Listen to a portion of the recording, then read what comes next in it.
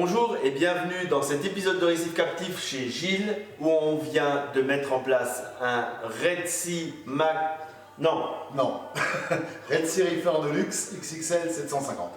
un vrai, voilà, un Red Sea, il l'a dit, un bac Red Sea. Donc, vu que j'ai beaucoup de demandes sur le démarrage, regardez, vous allez voir que ça se monte de façon simple. Il faut juste prendre le temps et puis ensuite, le bonheur.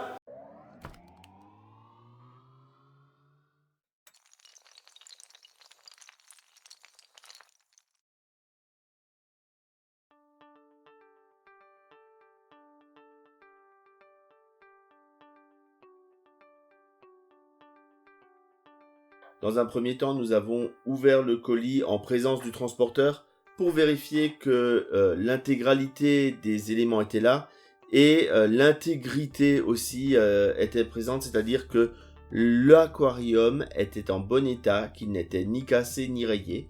Donc pour ça, je vous conseille d'avoir un tournevis cruciforme puisque le tout est emballé dans une caisse en bois avec des vis. Donc il vous faut un petit peu dévisser tout ça et vérifier le tout toujours en présence du transporteur.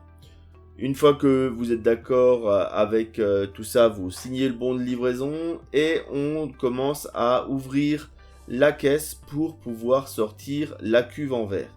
Donc il y a un grand nombre de vis, ce qui garantit quand même la transportabilité de l'aquarium. On retire l'ensemble des plaques, il y a des bonnes plaques en OSB pour protéger. Et on a ensuite accès donc à cet aquarium, le XL, qui est en 19 mm d'épais. Alors je vous conseille d'appeler quelqu'un pour être à plus nombreux qu'à 3 pour décharger. Donc là on venait d'appeler une quatrième personne qui est venue nous aider à décharger. Pendant ce temps-là, on enlève tous les plastiques de protection. On enlève aussi les côtés de meubles, les intérieurs de meubles qui sont sur le côté de la cuve. Et on a bien sûr vidé tous les éléments et accessoires qui étaient stockés dans la cuve. Une fois qu'on est bien prêt pour tout ça, on va pas tarder à pouvoir mettre en place les ventouses pour pouvoir faire le transport. Donc je vous conseille de prendre le temps avant de soulever, de pouvoir bien analyser la situation, voir par où vous allez passer et comment vous allez porter l'aquarium, puisque c'est quand même un certain poids, et à 4 c'était un minimum pour ce 750 litres XL.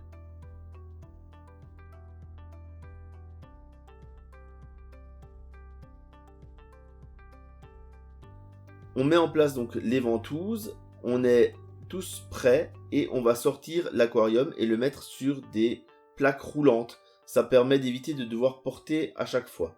Donc une fois qu'on est bien d'accord sur la marche à suivre, on prépare les plaques roulantes qui seront au-dessus des escaliers parce que c'est difficile dans l'escalier. On passe l'escalier et on pose à nouveau sur des plaques pour rouler le bac. On arrive donc là à l'entrée de l'habitation et on passe au montage du meuble. Alors le montage du meuble, faut dire ce qui est, la documentation de chez Red Sea, elle est très bien faite. Même si au tout départ j'ai eu une petite erreur, mais je pense que Ikea pourrait s'inspirer de Red Sea pour ses documentations. Bon, bien sûr, on se munit d'un tournevis cruciforme et je déconseille toujours de le faire à la machine parce qu'à la machine on va parfois un petit peu fort sur les vis. Je préfère sentir à la main le serrage que je mets sur ces vis là dans le bois. Et au fur et à mesure on ajoute les planches selon la documentation. Si on a un doute, comme on est à 2 ou à plus, on peut échanger bien sûr. C'est tout l'intérêt de ne pas faire ce genre de montage tout seul. Alors au total, on a mis entre 2 et 3 heures. Faut dire qu'on ne s'est pas non plus pressé. On a pris notre temps pour faire ce montage et on a fait attention. Parce qu'il y a il y a par exemple cette pièce-là, la blanche qui est actuellement en montage. Il y a la même en noir. Et vous allez choisir de monter la blanche ou la noire en fonction de l'habillage que vous avez choisi. Là, on a un meuble blanc, donc on a choisi cette planche-là qui va être en façade devant en blanc. L'intérieur du meuble est toujours en noir, ça permet d'éviter d'avoir quelque chose de trop salissant. C'est quand même quelque chose de bien pensé de la part de Red Sea, d'avoir un meuble à l'intérieur noir, parce que c'est beaucoup moins salissant aux éclaboussures et à l'ensemble des déchets qu'il peut y avoir à côté d'une décante. Et c'est plutôt classe quand on ouvre le meuble. Ensuite, on est en train de monter les pieds et on va commencer à faire un pré-réglage des pieds. Voilà, on retourne le meuble, on le met tout de suite dans le bon sens pour l'accueil de l'aquarium tout à l'heure. Et on continue à tout bien fixer avec les différentes charnières, les arrêts de porte. C'est quand même important. Ensuite, bien sûr, il y a le plateau du dessus qui vient. Donc celui-ci, il y a directement la mousse pour amortir en dessous de la cuve. Donc elle est fine, mais pour Red Sea, elle est suffisante. C'est vrai que perso, j'aurais préféré qu'il y ait un petit peu plus, mais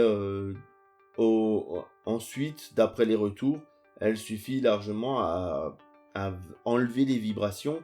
Donc c'est une mousse qui doit être d'une bonne qualité. Donc là, on monte les côtés, on met les pieds, et vous avez vu qu'il y a un côté noir, un côté blanc. Bien sûr, le côté noir va à l'intérieur du meuble, le côté blanc, c'est l'extérieur. Ensuite, je vous ai pas filmé la pose de l'aquarium. Vous voyez qu'on a mis des ventouses sur le côté et sur la face avant pour éviter de se coincer les bras à l'arrière, parce qu'à l'arrière, on a de quoi passer une main, enfin un bras plutôt, et donc on a gardé quelques centimètres, mais pas assez pour avoir la ventouse. Donc l'astuce, c'est de mettre les ventouses sur les façades latérales. Ensuite, tout de suite, on fait la mise à niveau à sec. On aspire dans l'aquarium pour enlever tous les bouts de polystyrène, parce que il y a vite quelques morceaux de polystyrène qui y restent. Et là, on arrive avec la cuve technique. Alors la cuve technique, c'était une découverte, cette décante. Et on a un petit peu réfléchi où est-ce qu'on allait mettre le séparateur pour le refuge qui est intégré, parce que on peut choisir deux emplacements en fonction de la taille de l'écumeur. Donc là, on a placé par rapport à l'avant, et ensuite on peut le placer où on veut. L'astuce là encore, c'est avec les ventouses. J'ai mis les ventouses à l'arrière, à l'intérieur de la décante, et à l'avant, elles sont à l'extérieur. On va attaquer la mise en place de la tuyauterie de montée et de descente. Donc on commence toujours par la partie dans la cuve. Donc il y a différents tubes à mettre en place. Une descente normale avec un durceau, une descente de secours et la remontée qui va donc permettre d'avoir le retour d'eau. Donc ensuite on va mettre en place l'une après l'autre les différentes tuyauteries. Donc on fait attention et on vient les clipser. C'est assez simple. Ensuite on vient les vérifier parce que faut quand même vérifier un petit peu. Et on met en place la réserve d'eau osmosée qu'on branche. Et voilà, notre décante, elle est toute belle. Donc maintenant, on est à la fin de la journée. On a commencé à remplir avec de l'eau osmosée. Il faut encore que ça monte tranquillement. On va laisser l'osmoseur faire et les petits biscottos pour ramener les seaux. Ce qui va se passer ensuite, c'est qu'on va remplir à peu près jusqu'ici pour être à la limite des peignes de surverse. Une fois qu'on va être à ce niveau-là, on va mettre en place chauffage, brassage et on va pouvoir commencer à saler l'eau. Comme ça, on va tranquillement monter en densité et ça peut prendre quelques jours, c'est pas grave. Sur 2-3 jours, on vient mettre le sel nécessaire et avec le réfractomètre, on contrôle. Et on va pouvoir avoir de l'eau salée, mais uniquement dans la cuve là-haut. On ne s'embête pas avec la décante tout de suite. Une fois que ça c'est fait, notre bac est prêt, on va y mettre les pierres vivantes et on va ensemencer les aquaroches. Qu'est-ce qui va se passer? Le volume des pierres, c'est un volume d'eau qu'on va déplacer vers la décante. Et donc il suffira de regarder, éventuellement rajouter un petit peu d'eau salée dans la décante et on va pouvoir mettre en route la pompe de retour et mettre tout l'aquarium en cyclage et démarrer tranquillement. À la fin du cyclage, donc d'ici quelques semaines, quand tout sera bien ensemencé, bien vivant, on va rajouter du sable et puis par après les détritivores, les coraux, les poissons. Bref, après ça, vous êtes censé à peu près savoir de quoi je parle. Et si vous êtes débutant, regardez sur mon site, tout ça c'est bien expliqué. Et si c'est pas bien expliqué, dites-le moi que je le fasse plus. Bon, maintenant, j'espère que cet épisode de Récif Captif vous a plu. N'hésitez pas à me soutenir sur Tipeee pour toutes les dépenses liées à la chaîne au fur et à mesure de l'année. Et si ça vous a plu, un pouce bleu. Si ça vous a pas plu, un pouce bleu. Et je vous dis à bientôt pour un autre épisode de Récif Captif. À bientôt.